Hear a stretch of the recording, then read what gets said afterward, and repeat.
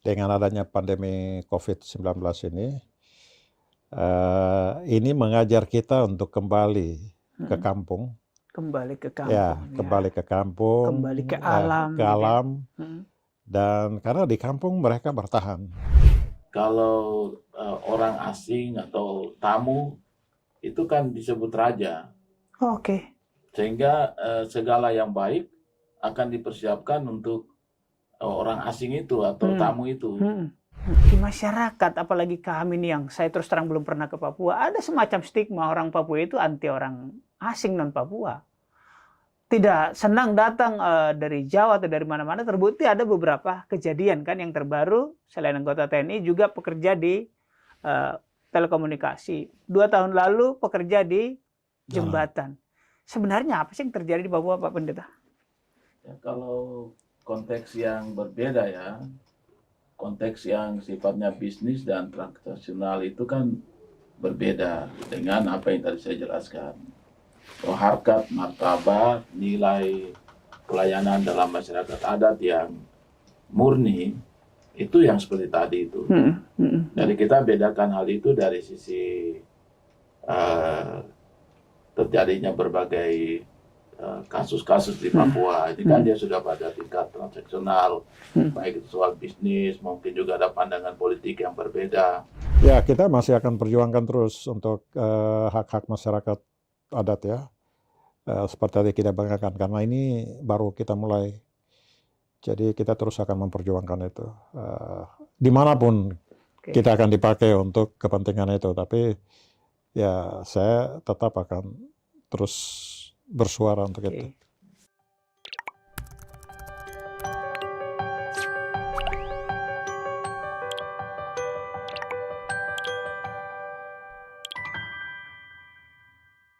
Selamat siang, Tribuners. Salam. Assalamualaikum warahmatullahi wabarakatuh. Salam sejahtera untuk kita sekalian. Hari ini kita kedatangan tamu yang sangat luar biasa, yang jauh dari ujung timur Indonesia.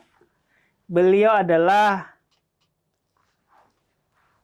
Bupati Jayapura, Bapak Matius Awowitau, SE, MSI, yang di tengah. Kemudian juga bersama tokoh masyarakat dan tokoh adat dari tanah Papua yang aktif di Gereja Kristen Injili di tanah Papua dan juga Ketua Forum Kerukunan Umat Beragama Kabupaten Jayapura. Beliau adalah Pendeta Albert Hiyoko. Selamat siang Pak Bupati, selamat siang Pak Pendeta. Selamat datang di Jakarta. Tribuners, bersama saya Domu Ambarita, Wakil Direktur Pemberitaan Tribun Network. Kita akan bincang-bincang yang mungkin tidak biasa kita dengar. Kita awali tentang masyarakat adat. Saya pertama ke Pak Bupati. Pak Bupati, kita tahu otonomi khusus Papua mempunyai keunikan. Kalau di Aceh unik dengan atau khusus dengan syariat Islam, di Papua tentang adat. Boleh dijelaskan Pak Bupati seperti apa sih keunikan kekhususan masyarakat adat di Papua? Silakan. Baik, terima kasih. Ya, memang pertama kita bersyukur ya negara memberikan perhatian terhadap kekhususan-kekhususan masyarakat di seluruh Nusantara. Salah satunya adalah Provinsi Papua. Sehingga negara memberikan otonomi khusus, perlakuan khusus terhadap percepatan kesejahteraan Papua dan Papua Barat melalui Undang-Undang Otonomi Khusus Provinsi Papua. Kita baru saja menyelesaikan revisi undang-undang ini di tahun 2021 ya. Dan mungkin ini juga atas perdebatan dan perjuangan yang panjang oleh masyarakat adat dan seluruh masyarakat di Provinsi Papua, bagaimana percepatan kesejahteraan masyarakat ini ada satu pendekatan khusus yang negara harus berikan, dan inilah yang sedang berjalan secara khusus kepastian hukum terhadap hak-hak atau ruang kelola masyarakat Papua, secara khusus masyarakat adat. Karena undang-undang ini memberi fokus pada adat istiadat dan budaya. Budaya ini sangat luas, musik dan tarian dan apapun keunikan-keunikan yang ada di Papua. Ini bisa menjadi juga ke depan ini ekonomi kreatif yang memberi harapan besar untuk masa depan Papua. Dan sementara ini sedang berlangsung. Pemerintah sudah menggerakkan pembangunan ini berdasarkan wilayah adat. Di Provinsi Papua ada 5 wilayah adat, di Provinsi Papua Barat ada 2 wilayah adat. Jadi pendekatan 7 pembangunan berdasarkan itu. Jadi undang-undang ditetapkan, kemudian pendekatan pembangunan juga sudah berlangsung, dan banyak upaya-upaya sudah dilakukan dalam rangka percepatan itu. Nah, dan ini terus akan diupayakan dari waktu ke waktu. Saat ini pemerintah pusat sudah siap dengan rencana induk percepatan itu untuk 20 tahun yang akan datang lagi. Nah, ini sedang dikerjakan dan kita berharap konsistensi pemerintah pusat, konsistensi pemerintah provinsi dan kabupaten kota, bagaimana ini menyatu di dalam satu gerakan ini. Tujuan kita kesejahteraan. Sehingga ini semua harus bersatu untuk mewujudkan. Dan saya pikir ini kesempatan terbaik ya. Kita bersyukur negara bisa memberikan waktu dan kepastian hukum ini. Baik, Pak Bupati, di dunia juga saya sedang mengikuti bahwa deklarasi di PBB pun ada tentang masyarakat adat yang baru 14 tahun. Nah, di Indonesia mulai menguat juga tuntutan-tuntutan masyarakat adat. Apa sih sebenarnya urgensi perlunya mengakomodasi masyarakat adat ini menurut Pak Bupati? Ya, sebenarnya kita semua ini kan masyarakat adat. Dan negara ini kan dilahirkan oleh mereka. Sebelumnya kan belum ada negara ya. Jadi ini jati diri kita.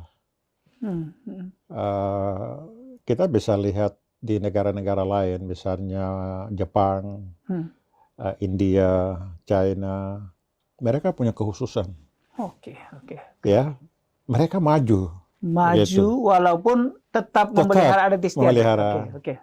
Itu poinnya ya. Jadi banyak tokoh yang kita baca sejarahnya, bagaimana mereka memperjuangkan cukup lama itu di berbagai negara. Jadi saya pikir ini akan menjadi kekuatan. Kalau Indonesia bisa bicara jati dirinya yang khas, ini bisa menjadi kekuatan untuk bersaing di dalam. Ya, kita tidak dibawa kemana-mana begitu. Nah, saya optimis bahwa tinggal bagaimana kita bisa satukan pikiran-pikiran cerdas di berbagai keilmuan dan berbagai daerah. Ini bisa menghasilkan. Sekarang ini kan masa depan dunia ini kan bicara mengenai lahan, pangan, air, ya, energi juga ya. Nah, adat memiliki ini. Begitu. Jadi ya, ini pekerjaan besar dan kita bisa dorong bersama-sama meskipun perbedaan-perbedaan Indonesia yang beragam dengan Bhinneka Tunggal Ika, tapi kekhususan ini bisa menjadi kekuatan untuk memperkuat kebersamaan dalam negara ini. Kita jadi ingat sebelum Sumpah Pemuda misalnya, bahwa mereka hadir berdasarkan kesukuan ya. Jong Ambon, dari macam-macam gitu ya. Artinya memang bahwa mereka punya ciri khas yang berbeda-beda berdasarkan adat, suku gitu ya. Betul. Oke. Sebagian orang mulai mengakui dirinya bukan masyarakat adat, tetapi masyarakat modern. Nah, bagaimana Pak Bupati yang di tanah Papua juga mengembangkan kampung-kampung adat, bagaimana membangun masyarakat adat itu juga supaya tidak tertinggal, tetapi setara dengan masyarakat yang lain? Ya, kita bersyukur ya, 2 tahun terakhir ini ada fenomena baru, dengan adanya pandemi COVID-19 ini mengajar kita untuk kembali ke Mm-mm. kampung, Kembali ke ya, kampung, ya. kembali ke kampung, Kembali ke alam, ke gitu ya. alam, Mm. dan karena di kampung mereka bertahan, mereka luar biasa. Kota yang, dinamikanya luar biasa dalam pandemi ini, Mm-mm. dan bukan di Indonesia saja, tapi seluruh dunia. Mm-mm. Pengalaman kami di Jayapura, ketika COVID ini luar biasa, kami membatasi. Jadi orang-orang di desa kembali ke kebun, Mm-mm. membuka lahan, bekerja di sana. Karena kota ini butuh dukungan kita dengan pandemi ini. Dan itu luar biasa. Jadi tetap kekuatan kita ada di sana. Artinya kembali ke kampung, Ya, kembali ke alam, mereka ya, berproduksi, entah berproduksi, bertani, entah berkebun, ya, dan itu kontribusinya untuk ke negara. negara. Oke, Ya. oke. Dan sekarang anak-anak muda di Papua sekarang itu sudah sangat kreatif, luar biasa. Mereka bekerja sendiri di bawah. Mereka mengeksplor mengenai keindahan, Mm. mengenai potensi, mengenai keunikan-keunikan, dan itu menjadi apa ya? Dengan era digitalisasi, mereka bisa terhubung Mm. dengan komunitasnya di luar. Mm. Mm. Dan saya pikir mereka bisa saling mendukung satu sama lain kalau dia punya keunggulan, Oke, dia punya keunikan. unik Iya, ya. unik, Ya, baik ya. dari segi musik, Mm. budaya, Mm. tari-tarian atau apa. Dan ini menjadi ekonomi kreatif yang bisa bersaing. Mm. Jadi saya pikir bukan ketinggalan, Mm. Mm. tapi paradigma baru, cara pandang baru bahwa memang kita bisa berkembang karena keunggulan-keunggulan, tetapi kita tidak bisa berjuang sendiri, kita harus kolaborasi Oke. dengan orang lain dan kita sedang menuju ke sana menurut saya. Artinya, kalaupun orang Papua dengan katakan budaya koteka, jangan dianggap itu tertinggal ya, tetapi itu keunikan ya, Ya, yang bisa dimiliki orang lain di ya, daerah lain yang tidak punya. betul. Kalau ini dikelola dengan baik menjadi keunggulan ya. Ya, Oke, baik. Tribuners, Pak Bupati ini, Pak Matius 27 tahun di NGO. Dan setelah itu masuk ke politik, ke Komisi Pemilihan Umum Daerah Jayapura tahun 2012, 2007 sampai 2003. 2003 mulai ya. Lalu tahun 2012 beliau mengikuti pemilihan kepala daerah. Tadi kami diskusi bahwa pemilihan kepala daerah tidak mengeluarkan banyak kos politik. Bedakan kos politik dengan money politik. Kos politik ya untuk biaya perjalanan, kunjungan, saksi ya. Beda dengan money politik bagi uang supaya memilih saya.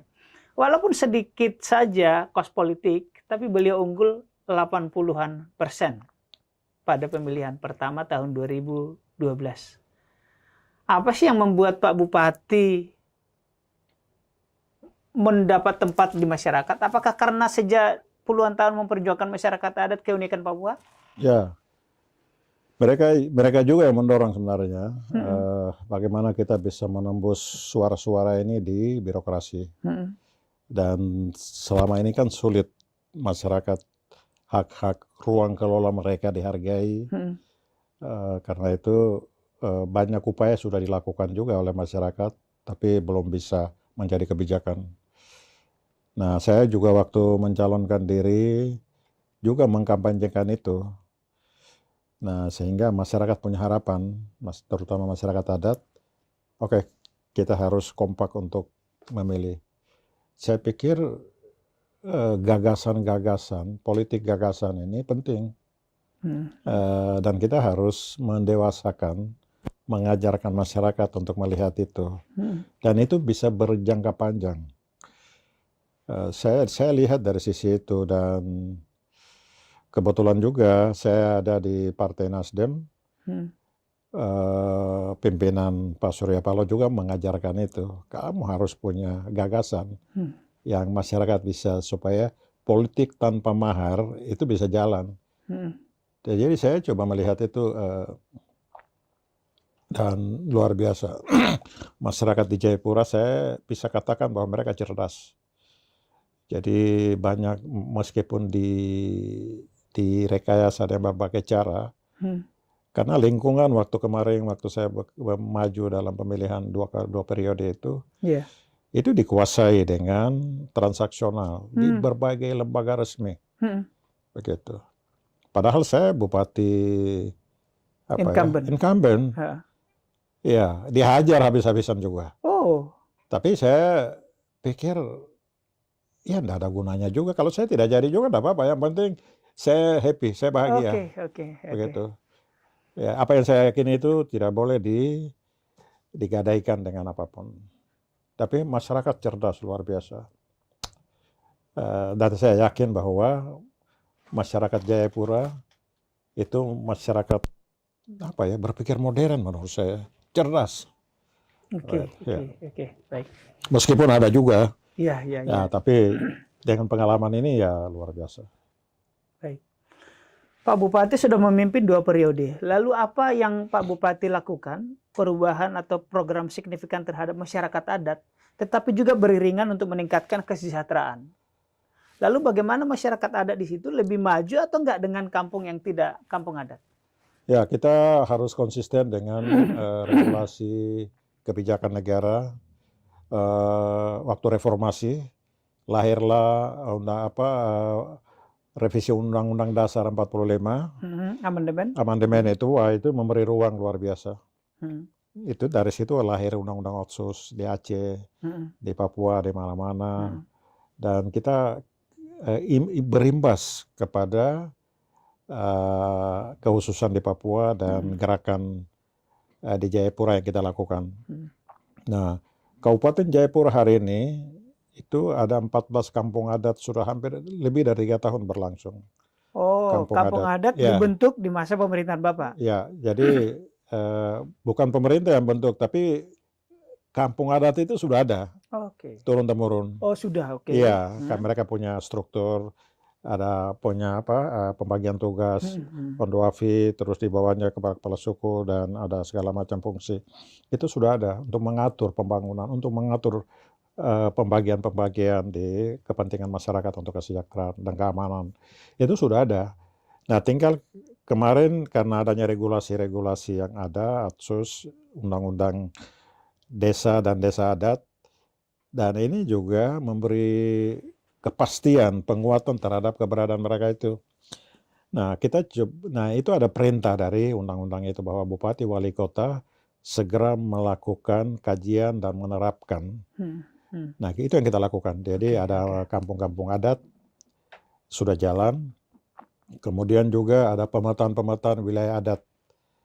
Kita mau pastikan batas-batas wilayah masyarakat hukum adat ini, mereka ada di mana dan batas wilayahnya di mana, berapa banyak, profilnya seperti apa.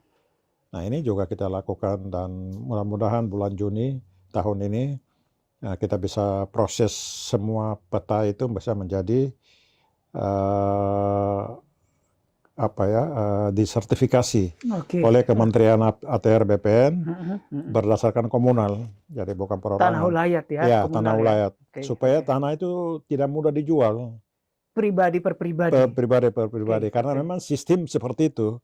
Kenapa sistem ini menganut seperti ini? Supaya ini kehidupan mereka dia harus berlangsung terus-menerus. Terus-menerus ya? Iya, tidak boleh tidak hilang. Seperti etnis-etnis lain tergusur dari kampungnya. Katakanlah Betawi di Jakarta, kan udah nggak ada di tengah kota ya.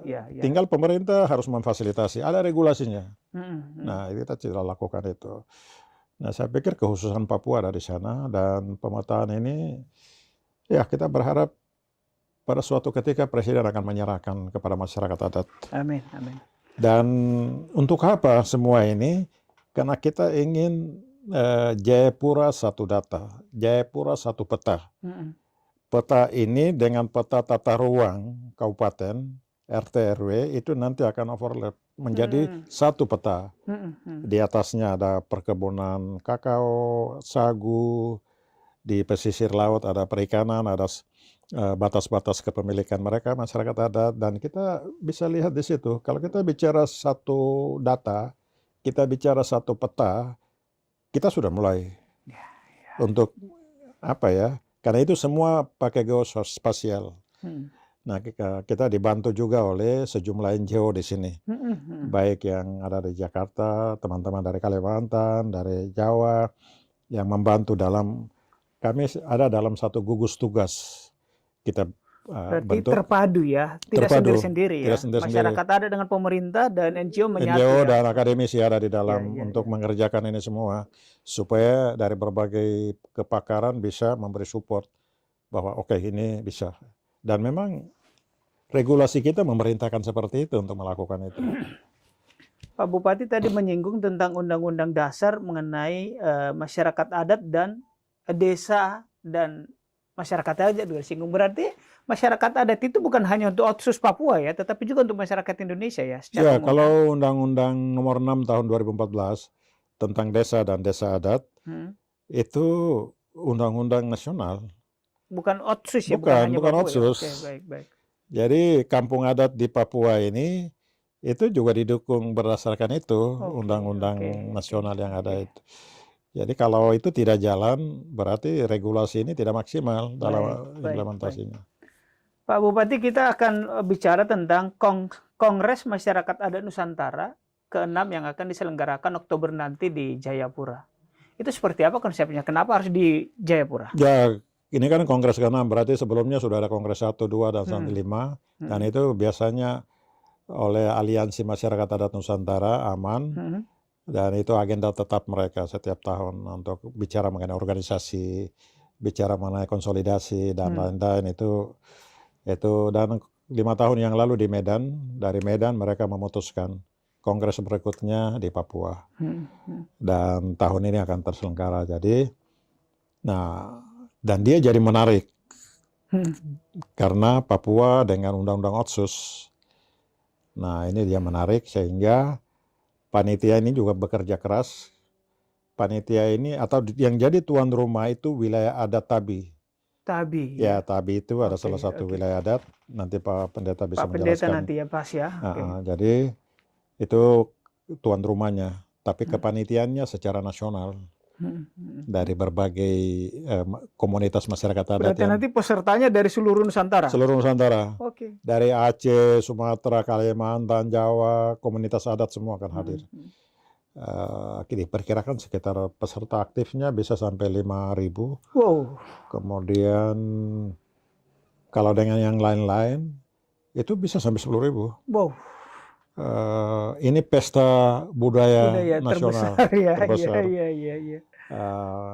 Nah, kita sedang memikirkan bagaimana, karena ini akan ditampung di rumah-rumah masyarakat. Oh, di rumah masyarakat? Ya, bukan di hotel, bukan di gedung-gedung megah, bukan ya? Karena ini kan acara masyarakat adat, bukan pemerintah. Iya. Pemerintah kan bisa kita ikuti aja. Mereka punya agenda, mereka punya bagaimana kongres-kongres ini mereka lakukan. Pemda hanya mensupport, mendukung, memfasilitasi dan memberikan dorongan ya. Saya ke Pak Pendeta Albert Yoku sebagai FKUB Kabupaten Jayapura juga dari masyarakat Tabi. Pak Pendeta selaku tokoh masyarakat juga, apa dampak positif setelah ada pembangunan desa adat, penguatan masyarakat adat? Apakah ada kemajuan yang didapatkan lebih?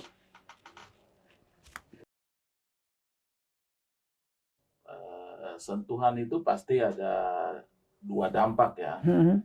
Kita minimalisir untuk dampak negatifnya, tapi dampak positifnya itu bertumbuhnya budaya atau peradaban baru akibat komunikasi, akibat adanya pembangunan.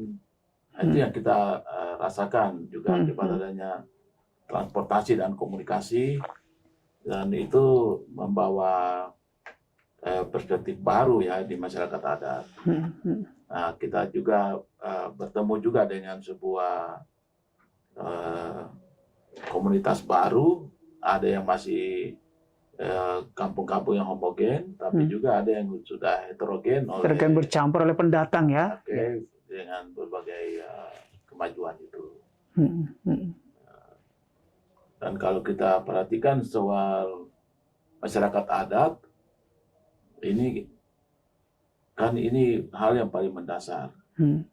Setiap suku itu tatanan hidupnya sebenarnya ada pada hal-hal yang adat.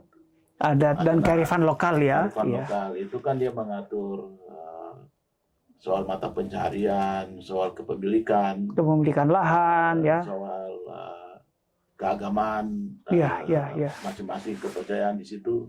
Jadi dia kompleks sebenarnya.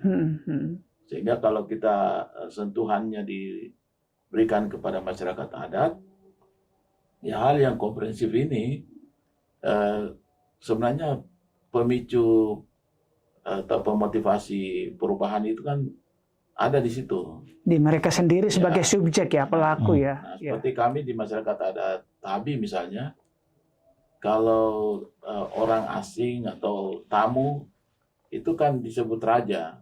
Oke. Sehingga segala yang baik akan dipersiapkan untuk orang asing itu atau tamu itu.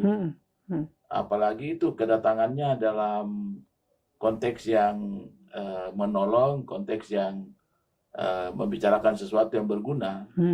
Itu biasanya disambut dengan upacara yang luar biasa nanti. Pelayanannya, keramah tamahan, dan sudah menjadi hal yang mengakar. Sehingga pada waktu hal ini disampaikan atau pemerintah mengarahkan, Pak Bupati mengarahkan pembangunan melalui kampung adat, itu betul-betul disambut dengan sukacita karena itu menyangkut identitas, integritas, dan sudah lama dirindukan. Kenapa ini tidak tersentuh? Gitu.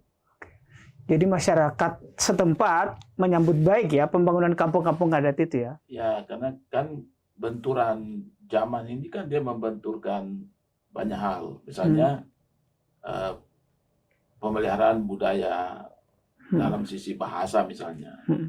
Bahasa-bahasa lokal ini kan dia bisa mengalami degradasi penggunaannya oleh karena benturan.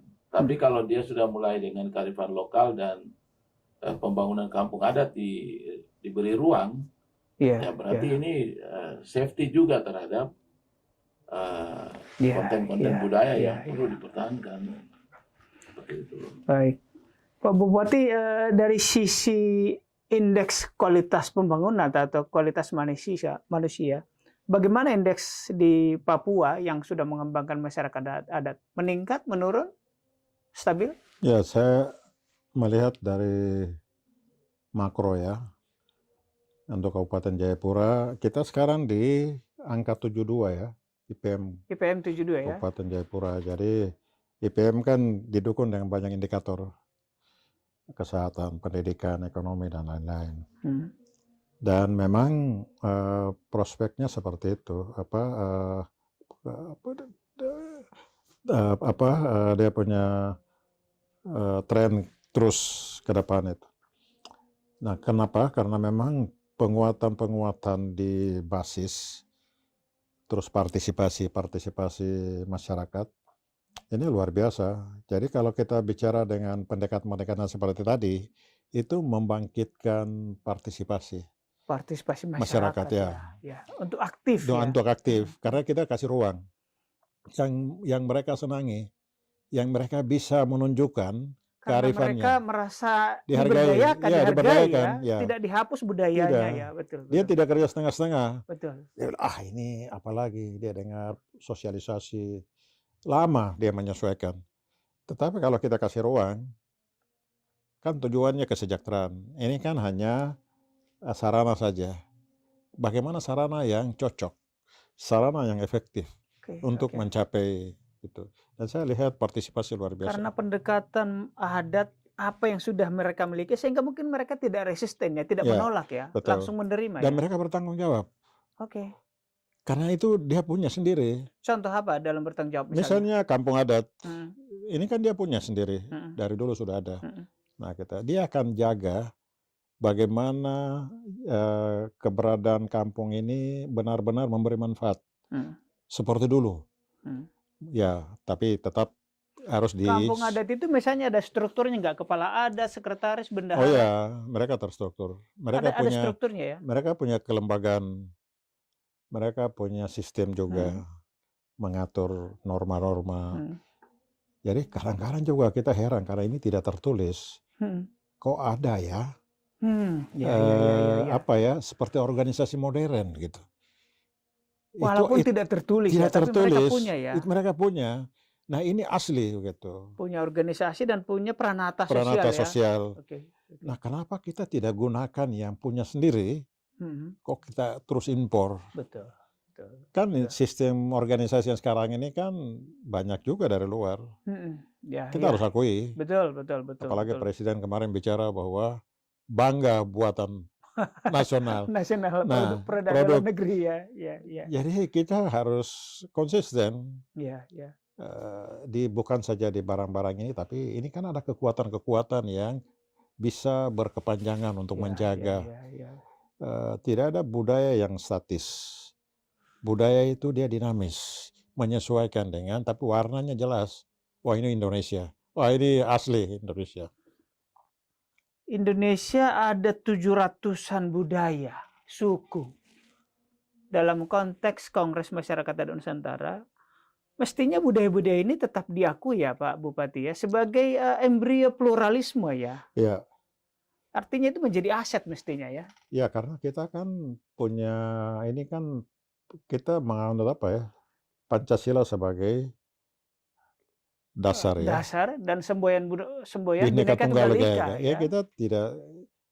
Kita harus konsisten bahwa ini dihasilkan negara ini seperti itu gitu.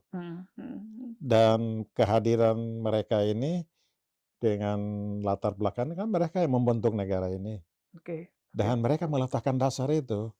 Gitu. Jadi ini bukan hal yang dibuat-buat ya, tapi bagaimana caranya tetap kita berdiri dan kita konsisten.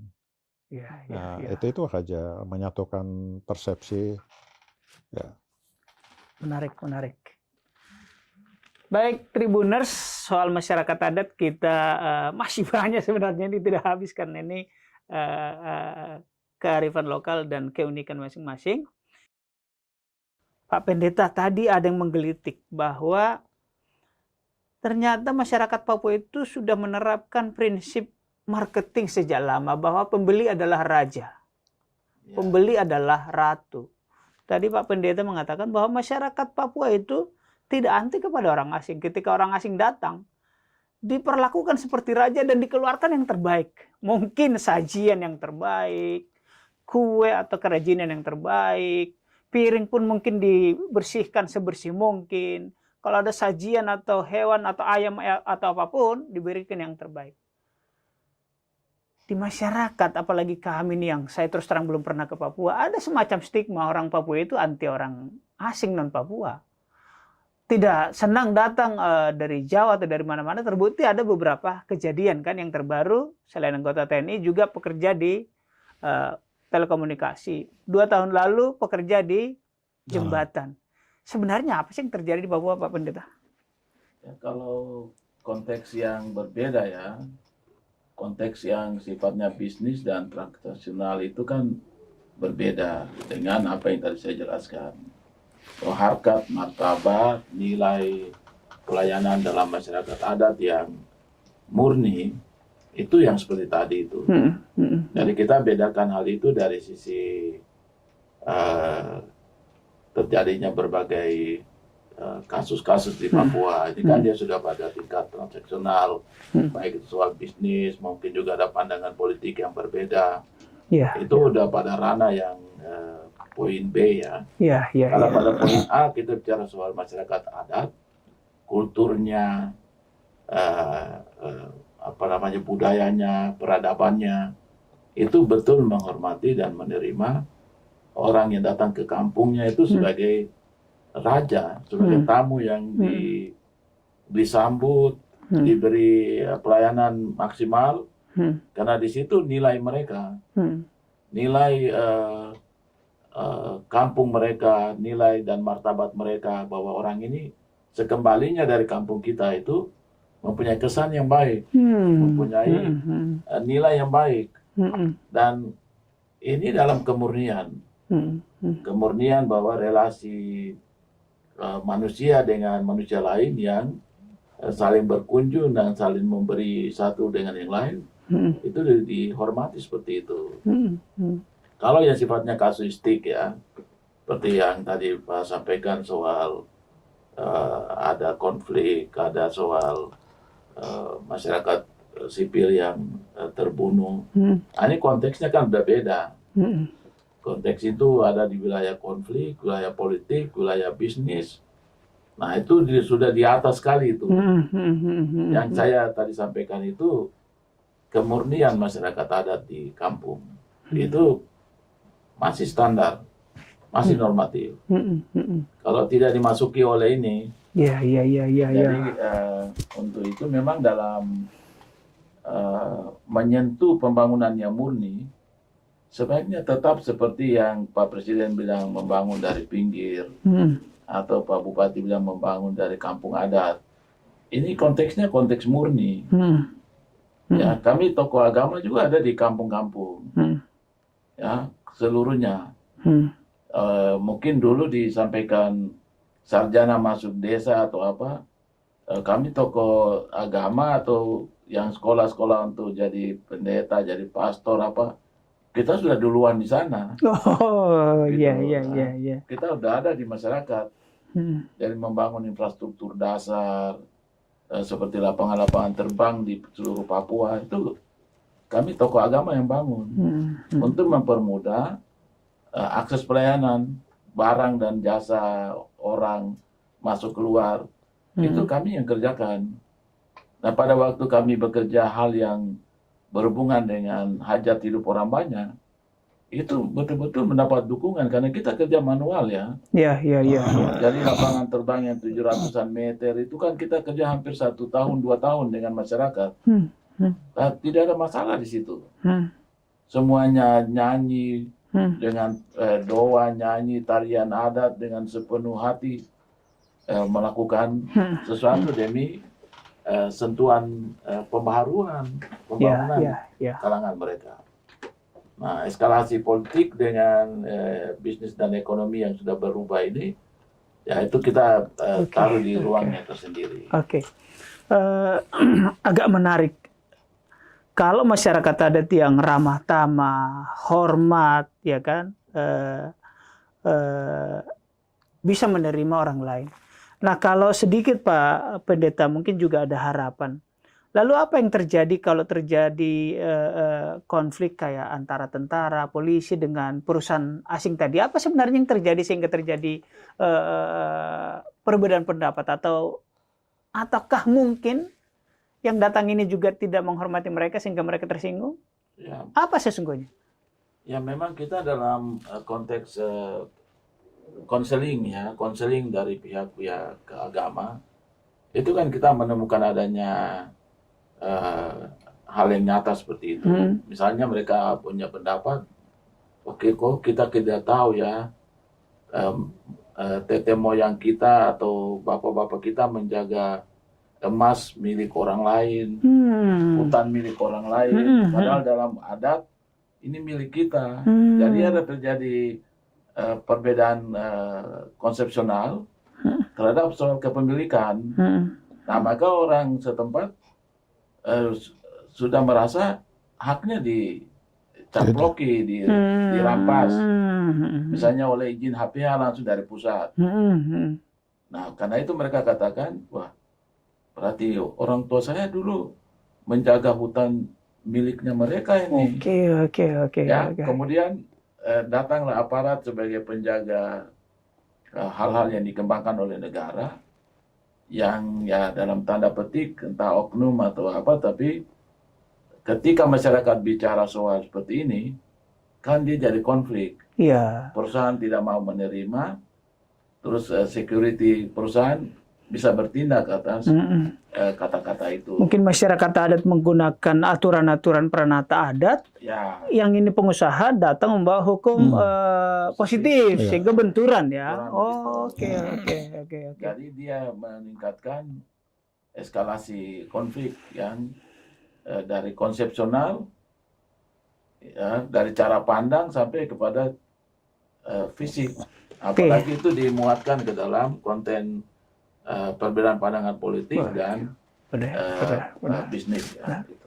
Nah, berarti menjadi menarik Pak Bupati, kalau tadi tanah-tanah ini misalnya tanah komunal, tanah masyarakat umum, sebenarnya kan boleh toh mengajak investasi dari luar, tetapi seperti kata Pak Pendeta, ya tanah itu biar tetap tanah mereka, supaya apa yang dijaga nenek moyang mungkin ribuan tahun, ya tetap punya mereka. Apakah ada konsepsi soal itu Pak Bupati? Kita sedang mendorong ke sana karena sudah ada kepastian hukum dengan Undang-Undang Otsus, ya, memberi perlindungan keberpihakan untuk hal-hal itu. Jadi dan di Kabupaten Jayapura kita sudah mendorong data kepemilikan nanti disertifikasi. Nah ini harus kita segera kerjakan supaya kalau ada investasi masuk ke sana itu bisa bertemu dengan siapa pemiliknya. Karena dia punya modal itu satu-satunya. Nah, pemerintah harus fasilitasi, mempertemukan investasi di situ dan kita atur bagaimana dua-duanya bisa berkembang, bisa maju untuk. Dan saya pikir hanya dengan cara itu kita bisa bangun Papua. Ya, jadi tidak merusak banyak hal, termasuk juga tidak merusak lingkungan. Tidak merusak lingkungan hidup, tidak merusak lingkungan sosialnya. Betul. Oke. Dengan demikian Pak Bupati, sebenarnya masyarakat adat ini bukan anti investasi ya, bukan anti investor ya. Oh, mereka juga ingin maju. Ingin maju, karena maju itu dengan investor. Hanya karena dia terbatas dari segi pengetahuan dan lain-lain. Karena itu pemerintah punya tugas mempertemukan, ya, secara jujur dengan. Dan ini juga bagian dari hak-hak asasi manusia. Jadi saya juga pihak yang tidak setuju kalau ada pembunuhan, kita bicara HAM. Ini luar biasa untuk itu. Jadi ini harus, kalau kita melihat Papua sebenarnya seperti tadi Pak Pendeta jelaskan, persoalan ini mendasar. Konflik itu hanya pelampiasan. Karena tidak ada ruang untuk dia mencari keadilan. Nah, kalau kita bisa pastikan ini, saya pikir banyak hal bisa diselesaikan dengan baik dan pembangunan Papua adalah pendekatan budaya. Baik. Pak Bupati tadi menyebut bahwa Undang-Undang Otonomi Khusus Papua direvisi. Itu semakin sempurna menuju kemana sih keinginan orang Papua? Dengan pertanyaan saya, apakah orang Papua juga sudah menghendaki dan menerima Undang-Undang Otonomi Khusus? Undang-Undang Otsus ini kan dari awal kan kesepakatan baik orang Papua dalam negara Republik Indonesia. Jadi dan ini juga yang dirumuskan juga oleh orang-orang Papua juga. Jadi saya pikir orang Papua ya kita harus konsisten juga karena kalau ikuti sejarah ada akademisi, ada LSM, semua ikut terlibat. Pihak gereja apalagi, semua ikut terlibat memberikan masukan mana yang terbaik. Meskipun dalam perumusannya tidak sepenuhnya diakomodir. Itu ada kekecewaan sedikit juga. Tetapi kita jalani dulu sampai jalan kita sempurnakan. Nah, revisi kemarin juga itu dalam rangka itu menuju perbaikan. Tapi yang kalau sampai sesempurna mungkin, ya saya pikir dalam proses lah. Apa yang diinginkan oleh orang Papua yang belum terakomodasi di undang-undang itu?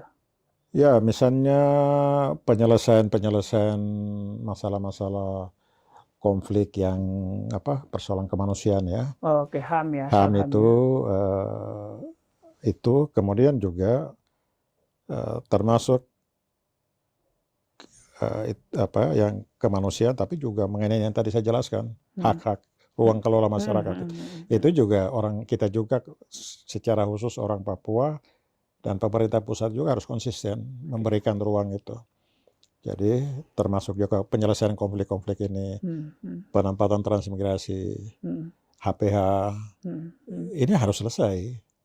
Begitu. Jadi ini juga potensi konflik yang berkepanjangan. Jadi menimbulkan ketidakpercayaan masyarakat Dalam terhadap banyak hak-hak. hal penunjukan HPH, Ya, kementerian di Jakarta lah ya, kita tahu ada juga KLHK, itu menurut teman-teman ya menggunakan peta hanya satelit.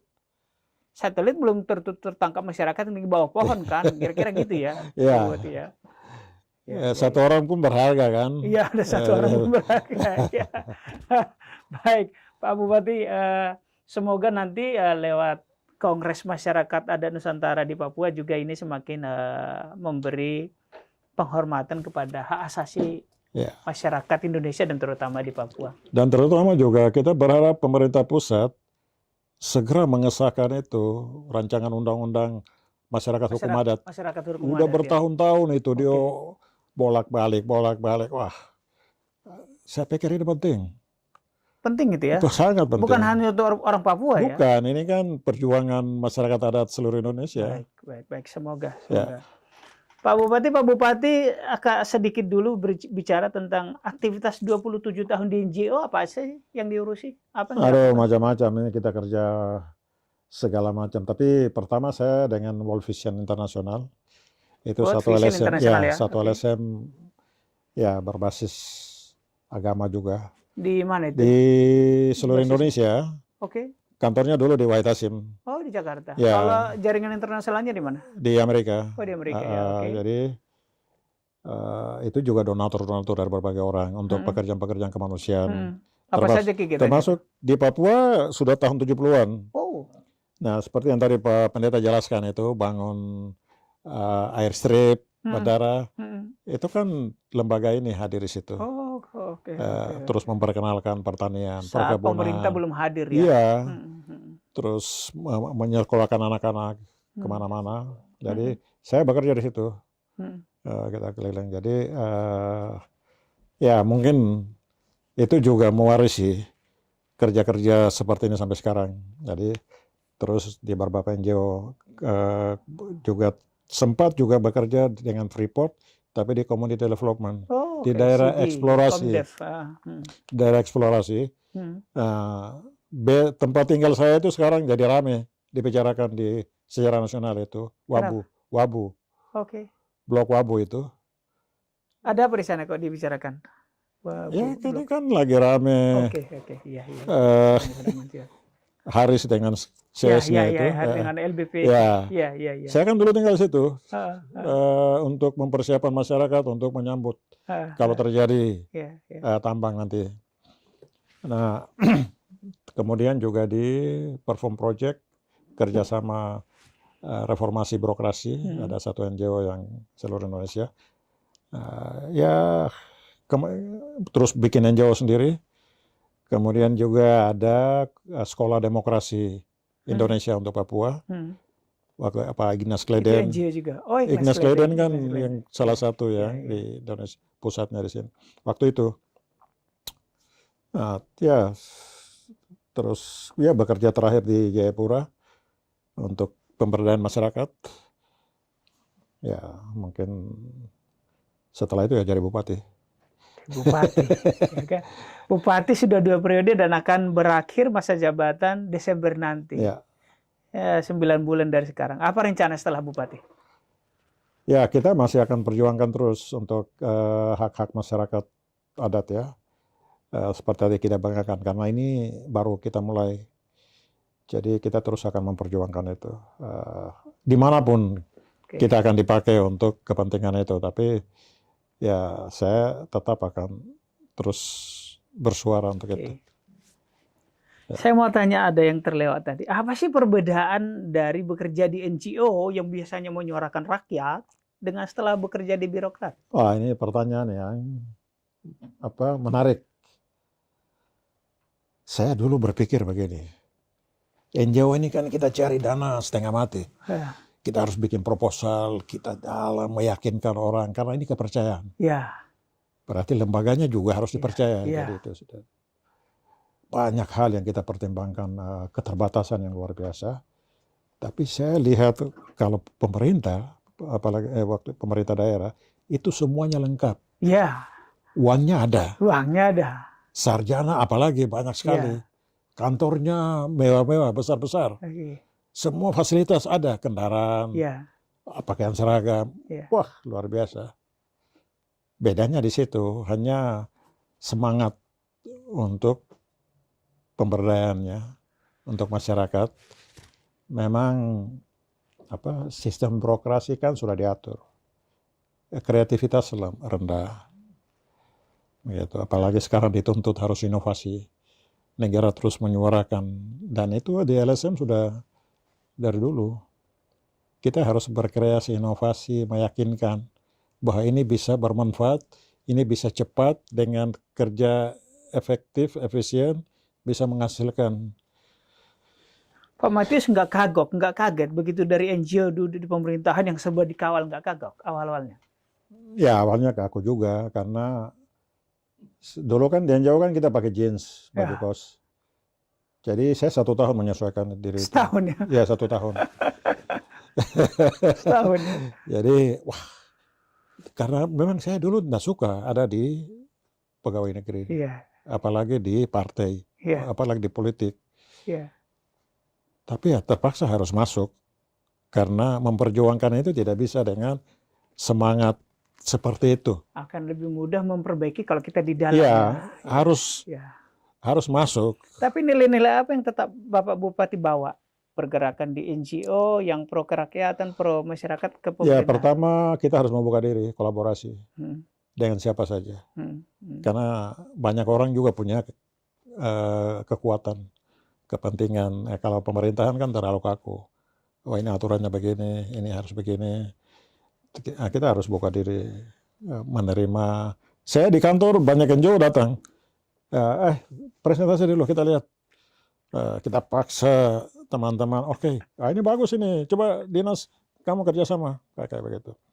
Oke. Jadi itu harus, karena semua orang punya hati yang sama untuk membangun, untuk mensejahterakan. Kenapa kita tidak bersatu, begitu berbagi pengalaman, berbagi sumber daya, dan banyak teman-teman misalnya dalam gugus tugas yang tadi masyarakat adat ini, teman-teman NGO datang dengan duitnya sendiri. Nah ini kan membantu pemerintah daerah. Bukan menghabisi duit Bukan kita, menghabisi, malah pengetahuannya juga, ya. pengalaman Iya, juga. Iya, betul. Wah itu keren itu. Berarti Cepat sekali. Pemerintah pun perlu juga membuka diri pada Harus. NGO, tetapi NGO yang benar ya. Ya, NGO yang Ya, benar ya. dan harus saling berbagi. Ya. Begitu. Nah sekarang kan ada banyak fakta yang kita lihat sangat kaku dengan masyarakat adat di berbagai daerah di Indonesia. Tidak berat bisa ketemu. Iya. Begitu. Juga dengan agama, Iya. terus dengan kelompok pemuda kreatif yang sekarang ini, milenial ini. Iya. Itu juga susah karena mereka lebih kreatif. Pemerintah kan ada birokrasinya. Oke. Jadi memang harus cepat berkolaborasi lah. Pak Bupati ada tinggal 2 pertanyaan nih di ujung-ujung. Yang pertama, sebagai Ketua DPW Nasdem, tanggal 14 Februari 2024 akan ada 2 pemilu serentak, Pilpres dan Pileg. Sejauh apa persiapan Nasdem? Ya, Nasdem tetap pada semangat restorasi. Dan restorasi di Papua itu restorasi dengan warna pendekatan budaya. Yang apa yang kita kerjakan, yang kita cerita itu restorasinya Nasdem di Papua untuk sumbangkan untuk Indonesia. Ya, jadi itu tetap menjadi tema untuk memperjuangkan dan seterusnya ke sana. Dan ya kita bersyukur sekarang Nasdem pemenang di Papua. Program real apa sih yang Pak Bupati Pak Matius sampaikan? Ya kita kok bisa jadi ya pemenang di betul. Papua? Kita pemenang itu pertama bahwa memang partai ini tanpa mahar. Kita rekrut anggota DPR, kita rekrut kepala daerah. Wah, itu tanpa mahar ya, tidak perlu bayar supaya bisa maju caleg jadi nggak perlu bayar 100 juta. Karena kita bukan cari yang berduit, kita cari orang yang baik untuk membangun Papua. Dan itu dapat. Dan ketemu. itu orang baik itu kan biasanya tidak ada duit. Jadi itu soal. Jadi kalau gitu kita ke Papua. Ya. Nah, itu yang menarik. Masyarakat melihat, Iya, iya, iya. wah dengan Nasdem ini bisa ini. Tapi ya kita juga selektif, Iya, iya, iya. begitu. Jangan orang bandit masuk ke sana, kita pusing semua nanti. Iya. Berarti harus baik-baik dulu, kita harus minta restu Iya. pendeta. Pertanyaan yang terakhir Pak Bupati tinggal 9 bulan. Tentu sebagai warga dan wartawan juga saya berpesan, sudah cukuplah berurusan dengan KPK. Apa yang Bapak persiapkan sehingga 9 bulan sebentar lagi berakhir dan Bapak berada dalam kondisi-kondisi baik saja, tidak berurusan dengan KPK, bagaimana melindungi diri, bagaimana melindungi keluarga? Ya, kita sudah berusaha semaksimal mungkin ya. Jadi selama ini memang saya lebih banyak memberi dipa kepada pimpinan OPD, saya kawal jaga. Nah, itu yang saya lakukan selama ini, saya tidak boleh intervensi.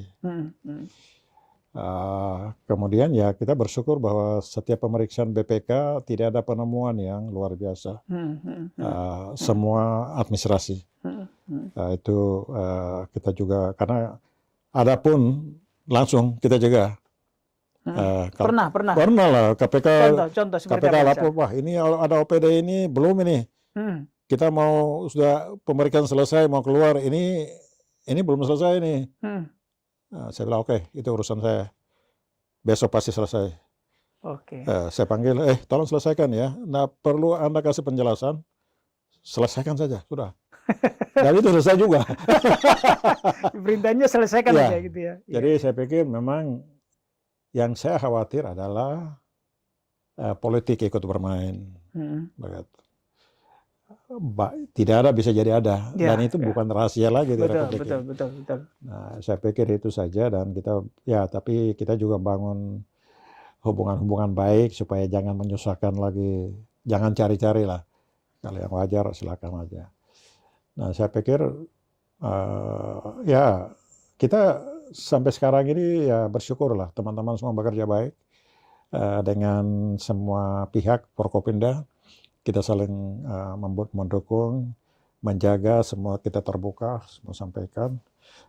Dan saya pikir yang penting adalah pembelajaran selama 10 tahun ini, saya ingin untuk bisa menjadi yang terbaik lah. Untuk Jayapura ke depan, kita harus wariskan nilai-nilai yang baik, hal-hal yang baik. Mungkin tidak sempurna. Tapi mungkin belum banyak hal juga yang kita kerjakan, tetapi prinsip nilai yang kita tanamkan mungkin 20 tahun, 30 tahun baru kita lihat hasilnya. Keren. Baik Pak Bupati, Pak Matius, juga Pendeta Albert, terima kasih untuk bincang-bincang 1 jam lebih di studio Tribun Network di Palmerah, Jakarta. Pemirsa, banyak hal yang kita bisa pelajari bahwa Founding Fathers, pendiri-pendiri bangsa ini berasal dari ragam budaya, ragam adat. Jong Ambon, Jong macam-macam ya. Batak dari Papua segala macam itu mendirikan negara sebagai negara kesatuan. Dan sekarang nilai-nilai keberagaman itu juga yang akan diperjuangkan terus oleh Bupati Jayapura, dan nanti akan menyelenggarakan Kongres Masyarakat Adat Nusantara ke-6 di Papua, di Jayapura pada Oktober yang akan datang. Terima kasih Pak Bupati, terima kasih Pendeta, terima kasih pemirsa. Wassalamualaikum warahmatullahi wabarakatuh. Shalom, salam sejahtera, Om Swastiastu.